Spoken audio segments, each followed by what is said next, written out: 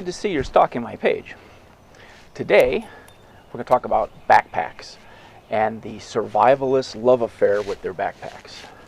You know, and everyone subconsciously knows this, but nobody talks about it. Like, I've never seen anyone on YouTube talk about it or to discuss it kind of in the light that I'm going to talk about it. But what is the stereotypical symbol of a survivalist? What do they have? Okay, whenever you imagine that, they have their gun, right? Maybe they got a canteen, and they always have a backpack. And they sometimes have stuff strapped to their backpack and whatever. So I'm going to talk about backpacks today. I have a little prop here. This is my backpack prop for my video. This is a very small backpack. Obviously, most backpacks for most adults are going to be much bigger than this. This is a typical pack design, but it's sized for a 7 to maybe 10-year-old child, because that's what it is. And if you recognize this pack, this video is made for you. Okay, so first things, what is this love affair all about? What does the pack represent? Okay, and in my view, this represents more than just survival. It represents home. Home, that's a key word here. I have a saying, home is where my pack is. And the reason for that is everything that you need to make home wherever you are can be contained in your pack. Okay. If you're into wilderness survival, once you're out in the woods, where is home? Home is where your camp is. Well, where does camp come from? Camp comes from your pack. You bring it with you, right? Bushcrafters tend to make stuff, but to make home in the woods, what do they bring with them? They bring their tools. And how do they get their tools to where home is going to be? It's in their pack. Everything you need to take with you to survive is usually in your pack. Okay.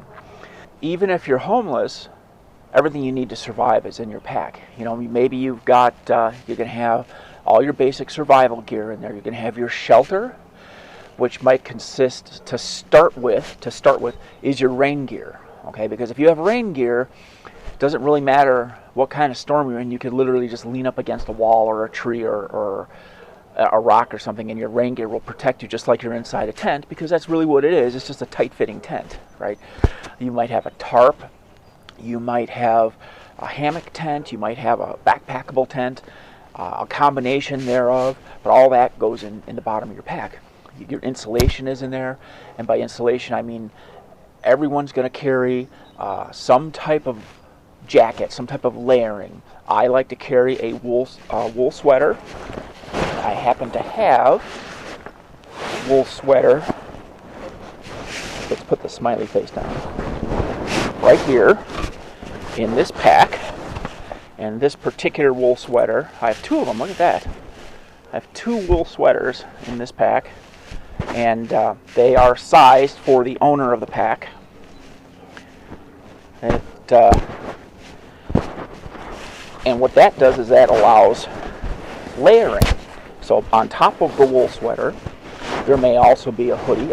Everyone who knows me knows I'm all about my hoodies, my fur-lined hoodies, my wool hoodies, my homemade wool hoodies, and all that. You may have a regular fleece hoodie. If you're going to carry a fleece hoodie, I recommend getting the heavy-duty fur-lined ones. They may have Appalachian trail hikers, and a lot of more modern people will have puffies, you know. But all that, you know, that goes in your pack. It's in your pack. Your pack contains everything you need to make home wherever you are. You know, you're going to have your water. You know, you're going to have your water bottles or your stainless steel canteens that you can boil water in and purify water in. You're going to have your filter kits in there. You're going to have any type of like 2-quart stainless steel cook pots to also boil water. You're going to have any water bladders or anything like that is going to go in there. You're going to carry, you know, your knives. You're going to carry your fire starters.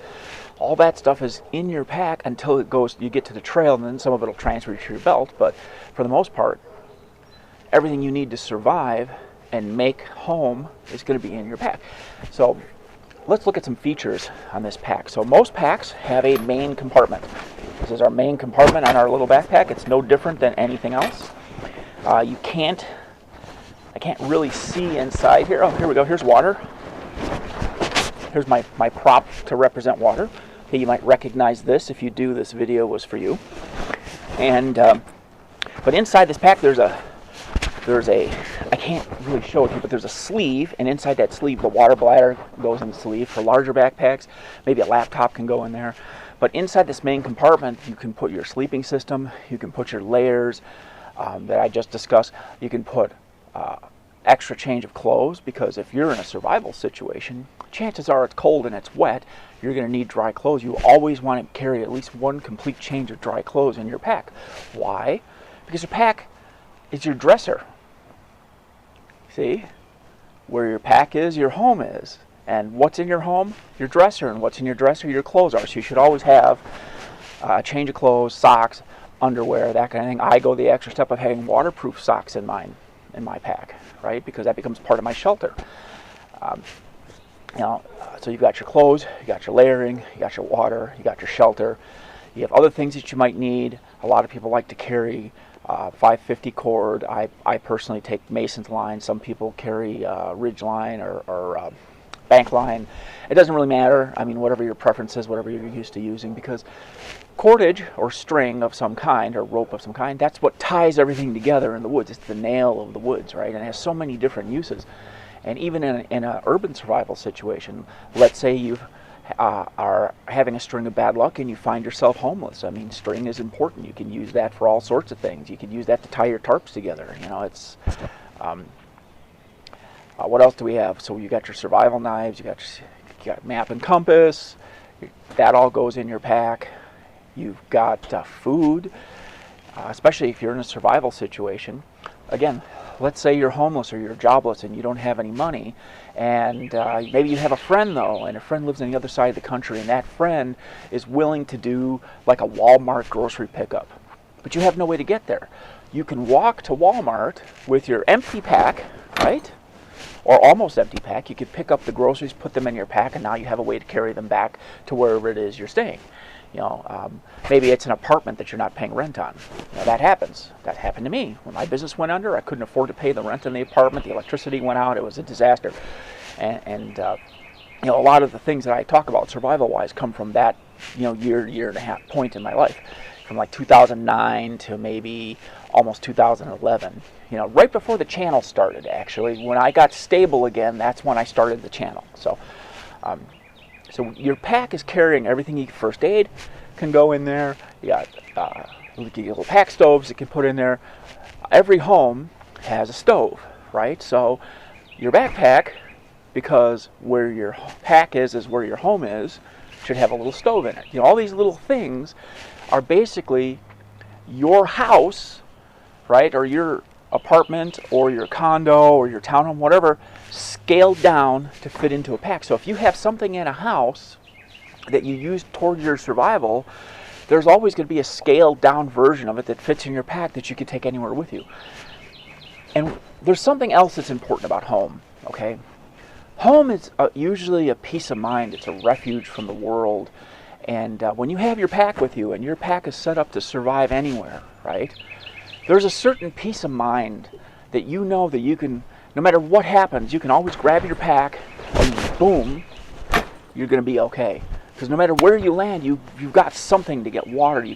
You've got a little bit of food with you. You've got some way to set up a shelter, and you know, everything is going to work out and everything is going to be okay, and you're not going to die. You know what I'm saying? That's kind of what the pack represents. Now, outside let's go to the next compartment. Most packs usually have some sort of a side or back compartment here. This particular one opens up, and I have, what is this here? Alright, so I have some Lexan tableware here. I've always liked carrying these over sporks, because it's a full silverware set. Lexan is the type of plastic that they make F-15 fighter jet windshields out of. It's very, very strong. But I'm going to give a word of warning to you guys out there, okay? I've had this problem before. Lexan is expensive compared to like cheap plasticware, right?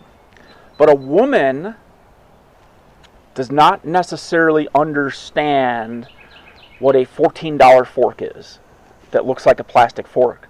And I have had I've had partners throw my expensive Lexan in the garbage because I ate with it in the house, and despite my constant explaining what this is, it got tossed like it was a 50-cent piece of plastic. So you have to be careful that you don't let it fall into wrong hands. Always, when you're done eating, wash it immediately and put it back in your pack so no bad things can happen to it.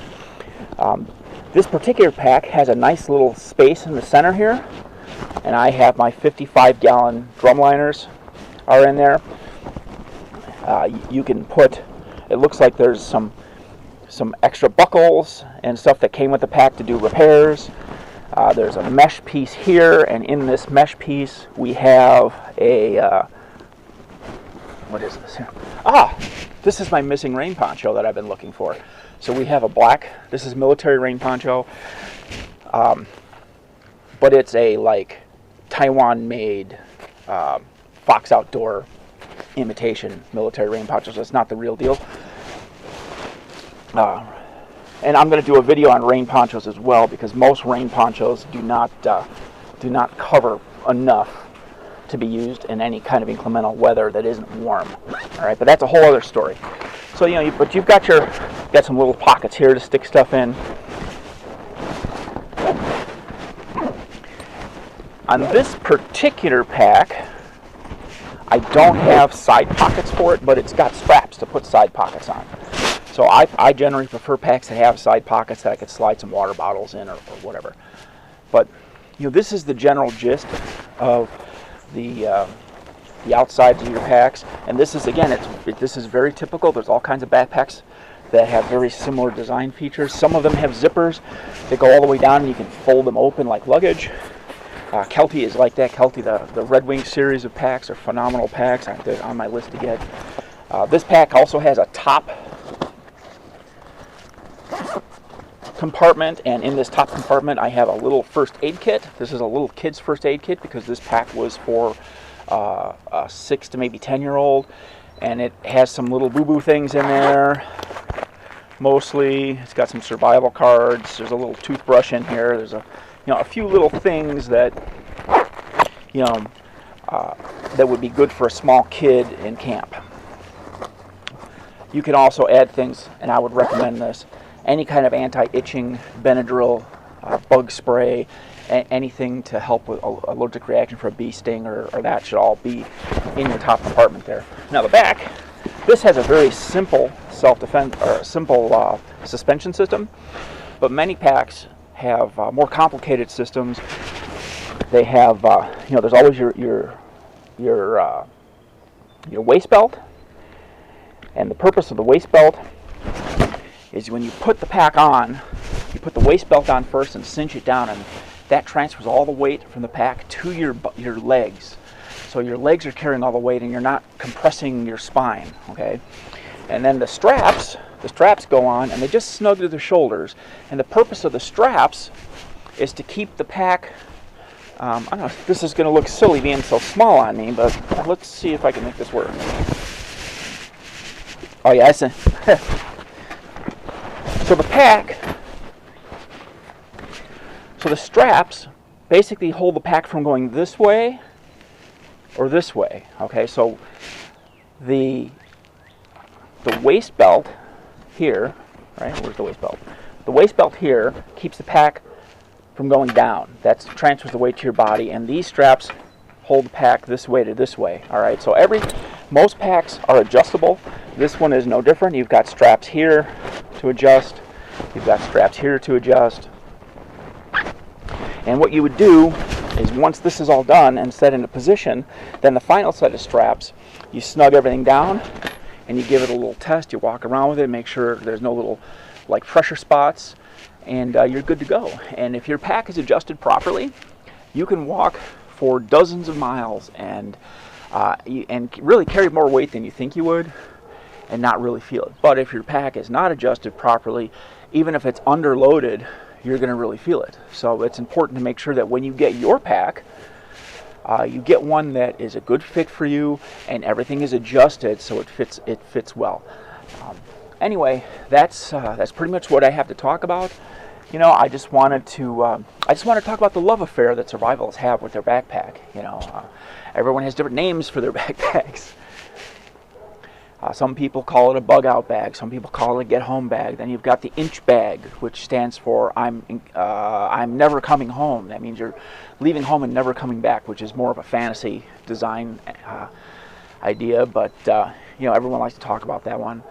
Me and another guy on the Survivalist Sports Forum had the ELS and WELS, which stood for Wilderness Extended Living System or Extended Living System. Another guy was calling his a ULS, which meant Ultimate Living System. But everyone, had their different names for it. But it really doesn't matter what you call it. It's still your pack, and it still has to have the same basic survival gear in it that I just talked about. You got to have your shelter, you got to have your insulation, you got to have your water management system, carrying and purification. Those are your 3 top things. You have to have those 3 things if you're going to survive. And then survival knives and fire starters. I know someone who wants a flint, right? A flint. She calls it a flint, but she's really talking about a fire steel. But the problem is she doesn't know how to use a flint. So my recommendation was to get a Bic lighter or get some weatherproof matches. It doesn't really matter so long as the category is covered by something you know how to use, because that's how you make home. You know what I'm saying? If you're gonna make fire in your house, what are you going to do? You're going to turn on the gas stove and boom, it's on and you cook, right? We need to make it that easy for you elsewhere too. So you may have to have a Bic lighter, you might have to have storm matches, and forget about the flint. You're going to have your string, you're going to have your food, you're going to have a first aid kit, you're going to have some navigation, a map or a compass. You get all those categories covered, and this here becomes your home. Thank you. And enjoy your adventure.